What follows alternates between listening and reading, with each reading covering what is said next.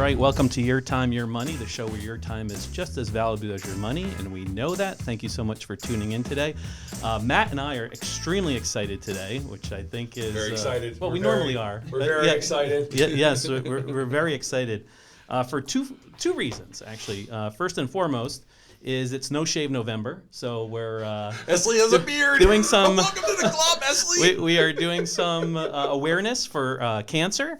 And cancer research, curing cancer, and I thought it was excellent timing because I feel a little tougher. And with our guest speaker right now that we have in, the machismo is oozing out of the room. Yeah, I need as much toughness as possible here. But, well, my wife, my boss, she gets a little upset if I grow this thing out any longer than it really is. She's like, "Is it time for you to just kind of trim that up a little bit?" When I was in the teams, man, I had a big old. It was awesome. Yeah. My wife gives me the stuff you put on to mat it down. I know that's when it starts getting long. She's like, "Hey, here, take this." I'm like, "All right, honey, you got it." Well, let's jump into it. Yeah, let's do your time. I'm ready. It's your money. All right, let's flip the 36-minute glass, I guess, whatever. So, we're really excited for our listeners. We always try to bring something different to the table with finance, and I think we're doing that today. Hopefully this is an empowering session. Hopefully this is one that's going to motivate people to get through life and the difficulties in regards to finance and other things in life.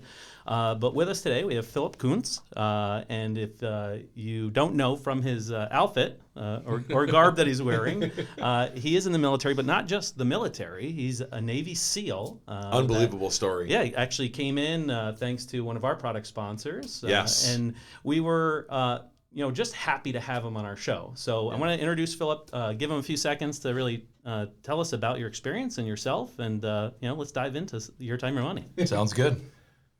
So, who am I? What do I do? Who is Phil? Who's Phil? Phil just shared a whole bunch of stuff with us for like an hour, in so Albany? we're all charged up right now. We'll let Phil talk a little bit about himself, and then we'll scope into some stuff with him. Yeah, so just 50,000-foot view. Born and raised in Cincinnati. Let's go Bengals, right? So we're doing all right. So just got a win last night. That's Bruce right. was not happy. Yeah.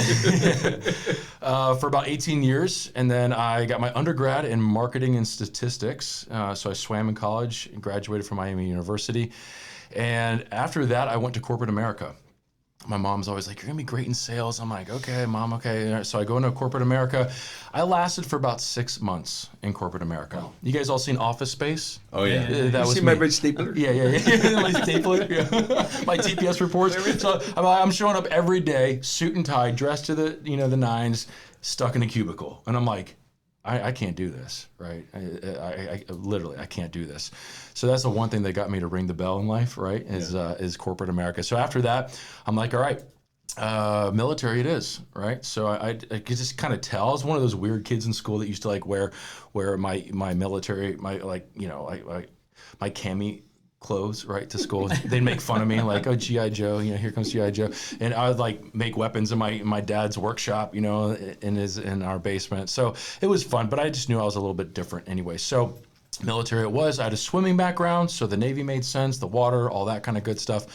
And the rest, I guess you just have to read my book, because I talk a little bit about my time before the SEAL teams, during the SEAL teams, and then a little bit, not much of it afterwards. Now, a lot of times, a lot of military individuals have some type of history in their family of military service or other people that have served. Had anybody served in your family or direct relation? You know what? Not really. Not until like you go back out into my family tree, the third generation served, but nobody like in my immediate family. Okay, so it was just episodes of G.I. Joe and the stuff as a kid? That's right. All right. Yep. It's crazy, man.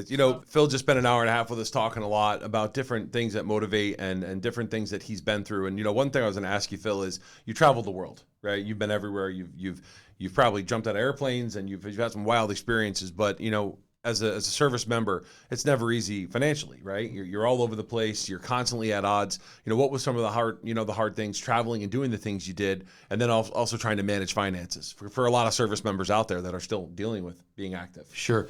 Yeah, you serve our country and you become a Navy SEAL not to get rich, right? Right. So there's not a lot of money in it. So we get paid as Navy SEALs. We get paid just the same amount as everybody else. We have special duty pays, like Sure. dive pay, jump pay, hazardous duty pay, that sort of thing, demo pay.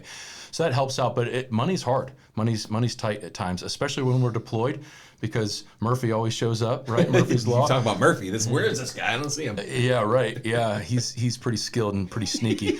But when we're deployed, stuff breaks, right? And it's up to the spouse, kids to all pull together and pull the finances together, because cars are always breaking down and the washing machine breaks and everything. So it's so money is difficult at times.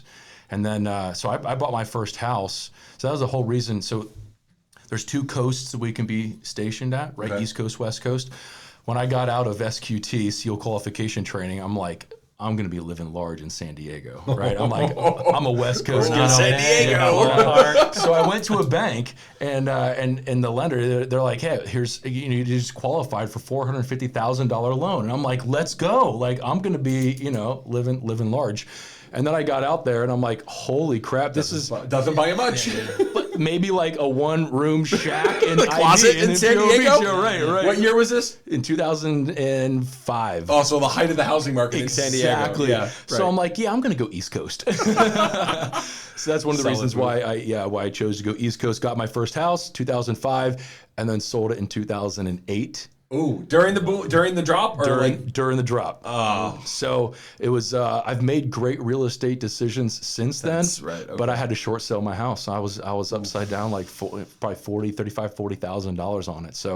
So not only was I not making a whole lot, but if you have some bad investments that are out there, and in the market nowadays is very volatile. Like you never know. It's a crapshoot. Yeah. Well, I mean, right now clients are dealing with extremely high interest rates on mortgages, right? And we're trying to help people deal with credit cards and. Do I buy my first home right now? When's the right time? So it's a great narrative you're drawing right now, because it's a similar market right now. Yep. So. I do have to give a shout out though to my dad. So my dad is he was a financial advisor for 30 years. So growing up, he really taught me a lot of financial common sense. So financial literacy. That's right, financial literacy. So he said, look, when you get paid your allowance, or like when you're, your first job, my first job was I was 14, I was a paper boy. He's like, you tithe 10%, you save 50%, and then that gives you 40% to play with. And so I just kind of kept that in my mind since then. It's really been wise advice. So getting out of debt, I got out of school, I had some student loans. I did everything possible to pay off that debt as fast as possible, so I could have that financial freedom, where I'm not strapped to all these credit card, the debt and the interest rates and everything else. It's funny you say that. I have 4 points that I always teach my girls. Give to God first, bless others, save some, and then spend some. That's right. As long as you keep those in principles, that order, you usually make out pretty good, which is a good thing. So thanks, Dad. Thank you. Listen, I'll sidebar all of our younger parents out there. There's a great book called The Squirrel Manifesto. If you haven't read it, to your kids, read it. It's phenomenal. It's literally a book about squirrels. It talks about how much to save, and sometimes squirrels are gluttonous. Sometimes they forget where they put their money, right? They're nuts, right? It's a great book. You should check it out. And by the way, if you're in the bookstore and you go and you happen to see this book right here, it's a phenomenal read, and I'm excited to go through it. And I'm going to have Phil sign it on camera here for us. But I mean, is this your first book that you've written? Yes. It's unbelievable. I mean, how has been the experience with the book that you've had? It's good. So I actually went the self-publishing route, because all the publishers out there got a little greedy, and they're like, yeah, we'll give you like 10%. And I'm like, yeah. So I'm like, I get in front of enough people that I know that I can self-publish this. And so I just buy hundreds and hundreds of author copies and travel with them everywhere I go, and sell them at my events and stuff. So. That's your second duffel bag. That's right. Yeah. Your gears are your first, and your backs are in when your he showed up and started taking the knives and bullets out of the first bag, I was like, I like this guy. Yeah, my body armor. We're going to get along. We're going to get along. I got a whole closet full of it at my house. Well, I think something that our listeners can take away is, in finance, there's so much stress. Oh yeah. Right. As a primary earner for my household, I know there's a lot of stress, right? Because you're trying to provide for your kids, you're trying to provide for your wife and your family. And that stress sometimes leads you to depression. It leads you to mental angst. Finance is one of the major reasons for divorce nowadays. And as a SEAL, you have dealt with stress before, in a different world. But, what are maybe some things that listeners can take away in dealing with stress, depression, whether it's money or one of the other, reasons out there that they can kind of move forward in finance or their life? Yeah, I love that question. And I was thinking too, especially the dual income families, depending on where in the country you live, sometimes you're forced to have both spouses working. Absolutely. And then you're like, well, what do we do with the kids? Who's raising our kids? Yeah. Right. Do you want somebody that you don't really know? Or, even someone who you might know raising your own kids. Right. And that was one of the reasons why I got out of the military after 6 years is, being a good Navy SEAL and a good dad, like I said today, are like oil and water. They just didn't mix. And I wanted to be the dad that showed up for dance practices and football Sporting practices. Events, right, yeah, and birthdays and holidays. So I had to put my family first. My values were put my family first. And so I had to make a very hard decision, and that was to ultimately to get out of the SEAL teams and to keep my values in line with family. With family.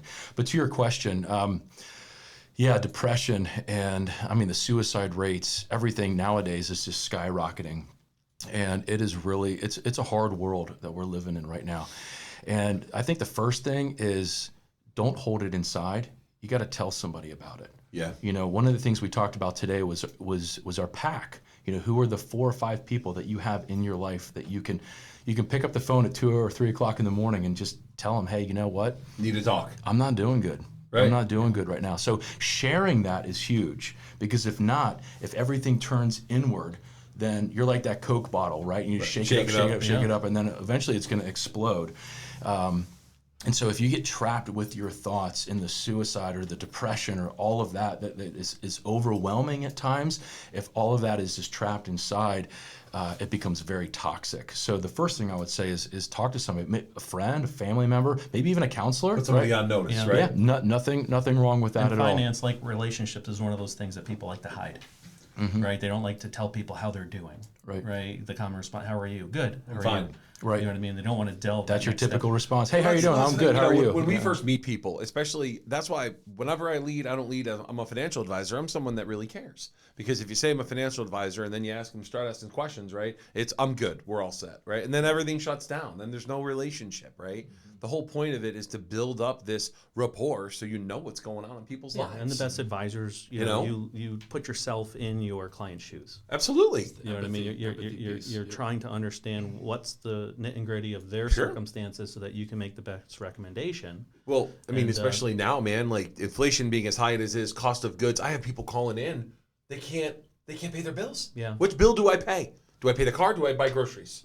Right. Now imagine being on the other side of the world. Right. Getting ready to go into. Now you're going into battle. A and battle where somebody's conversation. Physically shooting at you. Right. Honey. And your spouse is like, right, we can't do this. Hey, this month. We can't make ends meet. It's very distracting, for sure. For the operator, for the serviceman or woman who's overseas trying to do their job, stay focused. It's very hard when you've got family issues stateside. And distraction is safety. That's right. Right. I mean, if you're distracted or have brain freeze or whatever for a second, that's life or death. In your case, not our case where we can still go into the break room and grab a coffee and calm down a little bit. I'm going to breach the break room door and I'm going to turn left because I'm the first guy. I just learned this activity. Yeah, that would be a really bad client meeting, right? Knives are coming out and bullets are flying, right? My portfolio is not performing the way that I want to.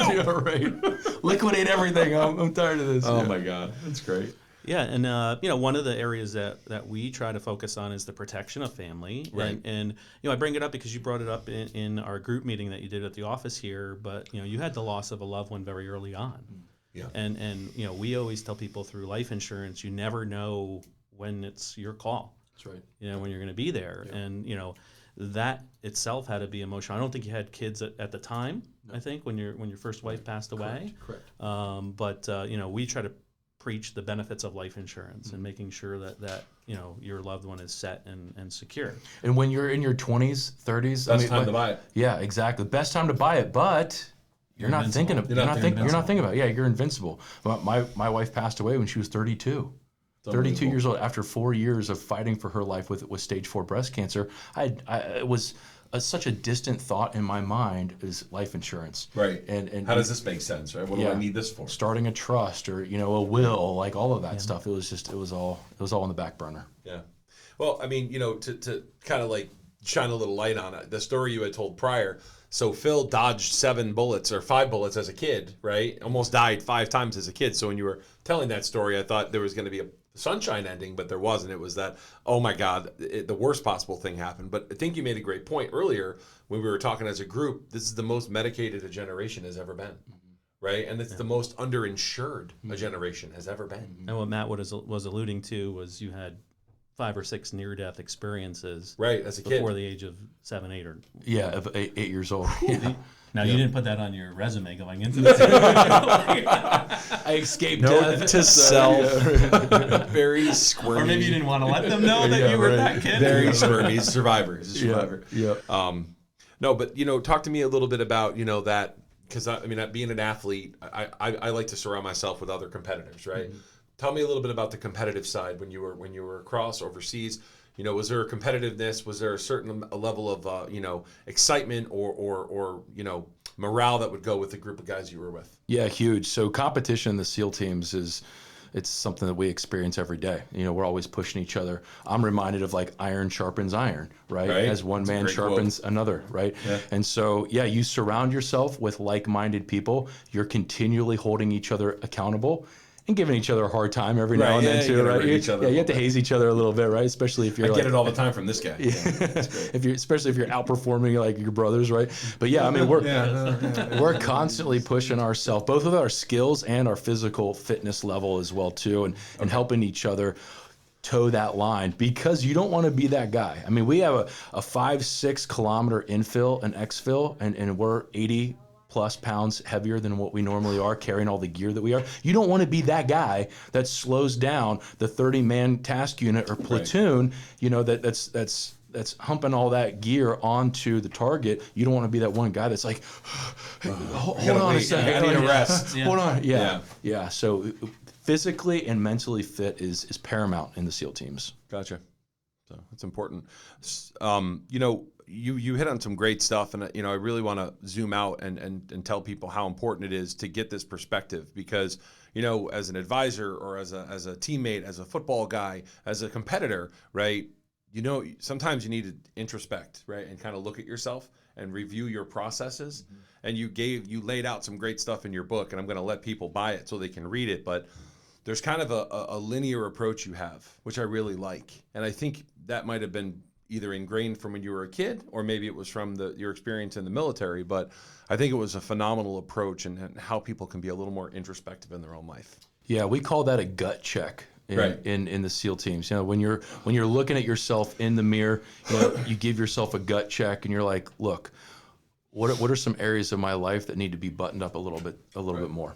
Right? Whether it's finances, whether it's your health, whether it's your profession, whatever it is, we always have room to grow as human beings, as we're hopefully trying to become better versions of ourselves. So how was that transition like when you came out of SEALs, back to everyday life? I mean, here you're living in the world of SEAL training and activity, and then you're making that transition out. And I know you took the path of becoming a pastor, right? And did you plan out that transition? We've asked this question to a lot of athletes on your coach your money, and they didn't really have a plan when they came out. Right. They just it was retirement hit them, and they had to make it work. Adapt. Right. Yep. But maybe you had that pre-planned down a little bit. You had more time maybe to think about how you wanted to transition out. Yeah, I'd like to say yes to that, but the truth is I really didn't have a plan. So I got out, and I was kind of scratching my head like, okay, what do I do now? I fell into a contracting job, so I was a sensitive site exploitation instructor on Fort Bragg, teaching the Green Beret, sensitive site exploitation, which is a whole other conversation. But just so we're clear, it's the Navy SEALs who teach the Green Beret and not the other way around. Let's make sure, hold on, let him repeat that for all you berets out there. Gotta get my digs in, the right? Tough guy. But everybody likes the PJs. Yeah, right. But I really didn't have a plan, so I fell into the contract job. That was awesome. I was about 1.5 years into it. Contract dried up. All of a sudden, so we're in North Carolina renting a house. All of a sudden, a knock at the door. It's the sheriff. And we're like, what is going on? And he's like, just to let you know, this house is under foreclosure. Your landlord has not been paying his mortgage for the last 3-4 months. Holy smokes. And I'm like, are you kidding me right now? So yeah, we had to get out of North Carolina, and that's when God just opened the door for me to move back to Cincinnati to become a community life pastor at the Vineyard Church that was out there, and that's what led me to Colorado, to Aurora, Colorado. I took a kind of a lateral transfer and went out there for a pastoral position. Was there for about a year and a half, and then kind of felt the tap on my shoulder to go back to school. And I'm like, no, I don't want to go to school. I don't like school. But it was free, right? So I'd be GI Bill, right? That's right. Yeah. I'd be stupid not to. So that's when I got my master's in leadership out there, and then everything. Then started public speaking towards the tail end. A little easier than Bud's. A little bit. A little bit. Not submerged for 4 days straight or 5 days straight. I would rather do that though than raise 5 kids. I mean, like, it's an honor to raise 5 kids, right? It's awesome. It's a huge responsibility, but Bud's does not prepare you. SEAL training does not prepare you to be a good dad, right? So it's hard. That's it's something hard. you have to work at every day. Yep. So And it's expensive. It's very expensive. Yeah. Well, Hockey speaking of equipment that, is very expensive. great Okay. transition. Let's raise this guy some money here. So, Yeah, we'll go back. No, I mean, tell us a little bit about the book. You wanted to take a different approach to writing the story of being a SEAL. I think something that was fascinating to me was just you alluded to. I think you said it was like 3% of your entire time was actually in combat mission, and then the 97% people don't talk about. Yep. Right, and I think that's what you wanted to accomplish with the book.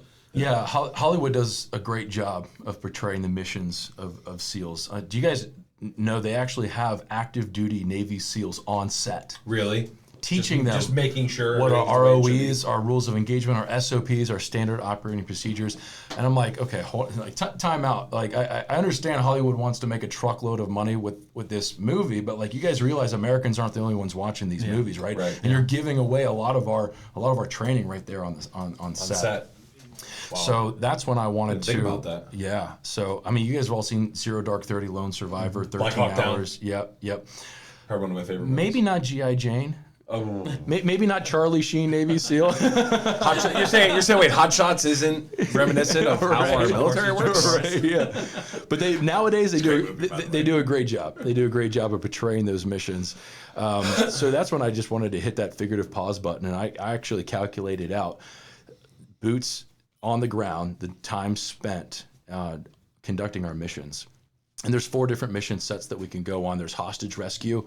There's PSD, personal security detail, like we're like a glorified bodyguard, right, Sure. overseas, protecting people, that sort of thing.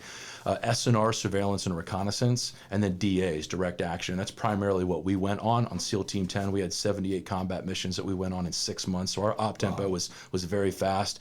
And they were pretty much all DAs or direct action, where you're kicking down doors, you're grabbing targets, guys off target, and doing sensitive site exploitation after that. So Insane. And the book is Truth Behind My Trident. The truth behind my trident. Where's the best place for them to find it? Where can we move these for you? Yeah, I appreciate that. So they can either go to my website, philkoontz.com. It's PHILKOONTZ. By the way, I get free marketing from Dean Koontz, so That's it. no relation there, but I get some good marketing. So that, or it's on Amazon, it's on Audible as well, and it's on Kindle too. So A great Christmas gift to buy. that's right. Yeah, highly recommend. And if you like the book, write me an Amazon review, please. And then you also do speaking engagements, which Yep. is why you were here today originally. Yep. Right. So tell our listeners maybe a little bit about that service and how they can contract you for, if they have a corporation that they want you to come and Absolutely. speak to, a smaller office, setting, anything along that lines. Yeah, I do everything from like national sales conferences, speaking to thousands of people, all the way to like what we did today. There's a couple dozen people in the room. There's 4 different presentations that I have, and everything again can be found on my website, all my contact information. So today was overcoming adversity. I have another one called Being Prepared for the Unknown, where I talk about our training, our tools, and our target. I got a leadership presentation as well too. So I'm passionate about leadership. So it's 3-dimensional leadership, leading in, out, and up. So how do you lead yourself well? How do you lead well within a team? And then how do you lead well those who report to you and those who you report to? And then my last one is a self-defense presentation. Ooh. It is super cool, and you guys are going to want to have me back out for that one. So it's situational awareness, what to do in everyday situations, how to strike, where to strike, how to use your cell phone as a weapon, how to get out of chokeholds. I mean, it's a lot of fun. And The self-defense one would have been fun. I like the hands-on stuff. So yeah, it's good to get some energy in the room that way too. So Well, I think that I think a lot of that, right? relates to staying calm under pressure and controlling your body. Right. And and sometimes that fear and that stress comes in the money world, right? Yeah. And 100%. And sometimes you got to take that step back. I remember I was scuba diving once, and I tried to catch up to my dive buddy at the time, who had just taken off, which was a no-no. But anyway, I started hyperventilating, and then the hardest thing was to calm down, slow your body down, yourself back just in be order. like, look, I just need to breathe. That's it. That's right. the only thing That's right. that's there is I need to breathe. Period. Yep. But like, how would you recommend that, like, maybe the average person that gets stressed, gets frustrated, gets anxiety, how do they calm down? Like, how do you do that? Yeah, I say first and foremost, you have to recognize how your body is physiologically responding to that stress. So first you have to just recognize, I'm stressed out right now. Are you heightened, or are you trying to isolate? I like that word you used So earlier. triggered is the word that I use. Are you feeling triggered in the moment? And if you are, then you take a time out. And that's basically where you relax, you slow down. I love that. Just take a beat. Just slow down. And then there's a lot of great breathing techniques out there as well too. So in the SEAL teams, we learn box breathing. So it's something similar. But as adults, if I was to tell you guys to take a deep breath right now, I'd see your chest rise and fall. But that's not the correct way to breathe. It's actually through our diaphragm. Yep. That's why you see toddlers running around with like big bellies, right? Because God has designed our body to breathe well. And when we do that, it decreases the amount of anxiety and cortisol that's flooding through our bodies. Yeah, when we learn how to breathe well. So breathing techniques is huge. And then just mentally slowing down, realizing, hey, this is going to pass. It's okay. It's going to be all right. We're going to figure it out. So just that good self-talk is huge, because a lot of times, some people's tapes, that they play, the mental tapes that they play in their mind, we've learned those ever since we were young. Maybe you had a mom or a dad that were like, oh, you're never going to amount to anything, or oh, you're constantly messing up, or whatever the negative feedback loop is that you receive, and we take that into our adult lives. Yeah. And little do we know, we still have that voice in the back of our head, those tapes that are still telling us the same thing. So it's being aware of what are those mental tapes, what's that negative feedback that I'm speaking over myself. Our words have a lot of power. So what is that? What are those words I'm speaking over myself? Recognizing that, and then coming up with something that's going to directly combat that with a positive thought, with a truthful statement. Yeah. Does that make sense? When you were talking about positivity earlier, the way I envisioned it was like waves, right? Just like this slow yet steady wave after wave, and just continue to train yourself on how to be positive consistently. And you're going to have some tough days, right? Everyone's got to have a tough day, right? But if you continue to go back to that, I'm going to just get that wave of positivity, right? You'll train your brain on how to just be positive. Yep. And that 30-day challenge is huge. So that's how long it takes to develop a habit, right? 46 days or something like that is to break a habit or to train a new one. I think this is what kind of crazy study they did. It's 46 days, right? Yep. To break it's harder to break the old habit. It is so hard to break the old habit. I did like the Krispy Kreme donut story. I thought that was. I want you to tell that one quick. Can you tell the Krispy Kreme story? Just do that one really quick. Yeah. So we were in Hell Week. I like that story because I'm like envisioning the Krispy Kreme donuts and the hot tub. I want to let you tell it. Matt's like, oh, I'm totally in the hot tub. I'm in the hot tub. You're like, life is good right now. I was so there mentally. Life is good. So it's day 2 at Hell Week. We're getting surf tortured. And our bodies are just jackhammering. You got hypothermia, and it wouldn't be uncommon to see a white pickup truck, right? We call it the ambu, or the ambulance, parked near us at all times, because if a guy gets hurt, they throw him in the bed of the truck and drive him to medical. Well, so we're getting surf tortured, and the pickup truck pulls up. This is in the middle of the night. And out of the cab steps instructor Echegaluga. So he was a first phase Latino instructor, 6'4", just a beast of a man, right, Matt? And I get what beast look like. Yeah, he comes over his bullhorn and he's like, "Niños, the nighttime is the right time." He just keeps chanting this, or like that's his phrase, like that's his saying. We're like, oh, like here he comes, shut up. And I look over and I see steam coming from the bed of the truck, right? Well, in Hell Week, we only get couple hours of sleep for the whole 5.5 days. And you start to hallucinate due to sleep deprivation around day 2, day 3. I got a funny hallucination story, but so I thought I was hallucinating at that point, but I wasn't. They actually filled up a hot tub and put it in the bed of the truck.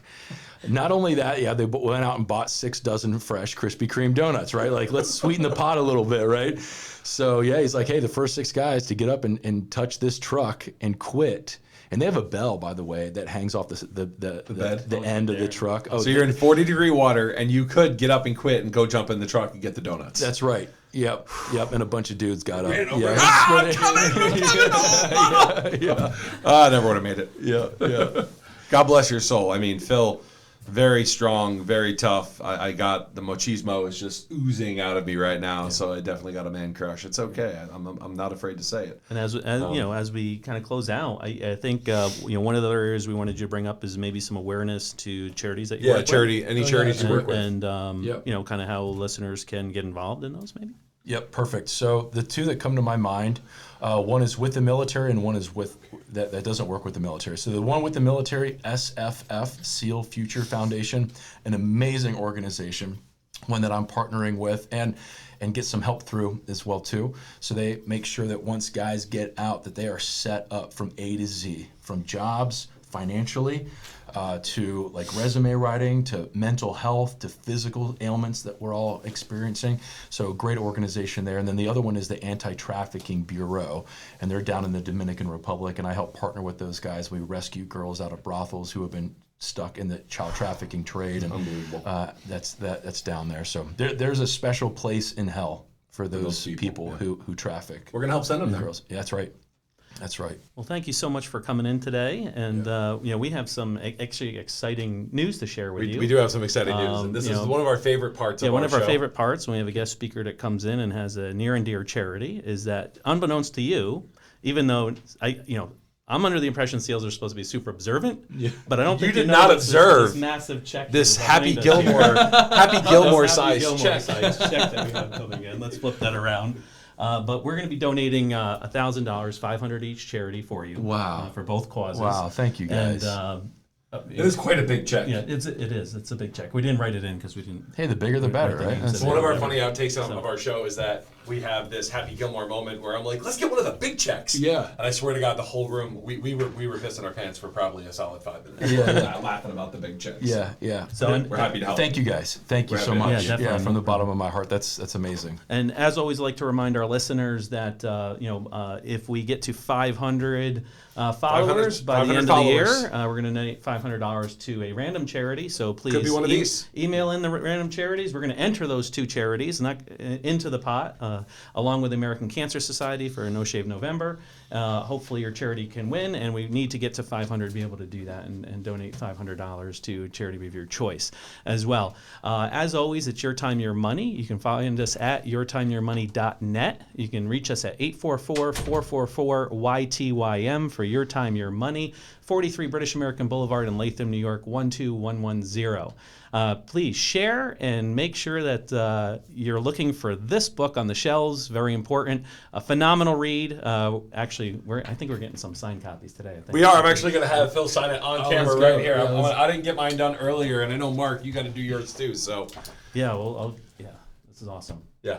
Very exciting. Very exciting. You guys, it was an honor to be here. So thank you so much for inviting me on. I hope this can trend to our top video. We got a couple big ones out there that have been on the docket for a while. So yeah, it's good. And to you and all the men and women in the service, we'd like to thank you. Thank you for your service. We really appreciate it. We appreciate what you do. Thanks for keeping us safe. And we really appreciate that. And by the way, some of the listeners that are out there, a common question that I get asked is, like, Phil, when I see a serviceman or woman in uniform and I say, hey, thank you so much for your service, like, that just doesn't seem like enough. They're like, is there something else that I can do? And I say, you know what? There is, and that is thank their family as well. Say, hey, will you thank your spouse and your kids for me? Because they're the ones that are left holding the ball, juggling, fixing the dishwasher, right? When it's broken. Because I know that story. One of my best friends is a service member, and there was plenty of times I was over there helping and picking up some of the pieces. So I get it. Yeah. So make sure you take an opportunity to thank their families as well too. Great. Well, we appreciate that. Yeah. And now we need your address so we can send it to you. Yeah, we got kids. That's right. We appreciate it. And as always, it's your time and your money.